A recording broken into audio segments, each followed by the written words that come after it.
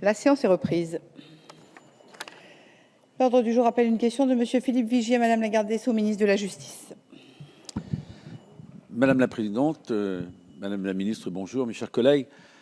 Je voulais attirer l'attention de la garde des Sceaux sur la situation de l'administration pénitentiaire, puisque le 22 octobre dernier, il y a eu 3000 agents qui ont manifesté contre les conditions de travail de plus en plus délicates pour eux, réclamant notamment une revalorisation de leurs indemnités et parlant souvent de cette insécurité croissante dans leur cadre de travail.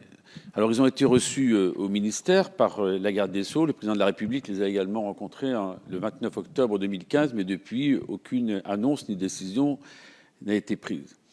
Je crois que les agents de l'administration pénitentiaire sont dans un état d'attente très fort par rapport aux décisions gouvernementales. Je voudrais simplement signaler ce que je fais régulièrement auprès de Christiane Taubira, la situation du centre de détention de Châteaudun, que je connais bien, où là, pour la seule année 2015, il y a eu 23 agressions physiques, 100 agressions verbales.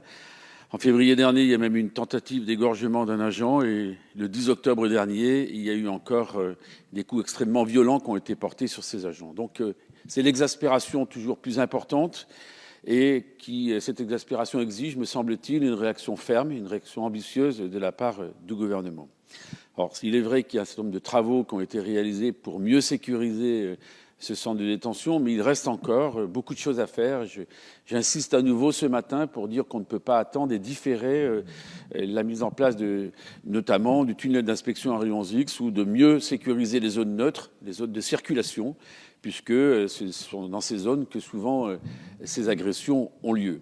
Donc je voulais dans un premier temps, Madame la ministre, que l'on puisse me dire si oui ou non la programmation de ces travaux va bien avoir lieu dans les toutes prochaines semaines, parce qu'on ne peut plus reculer l'échéance.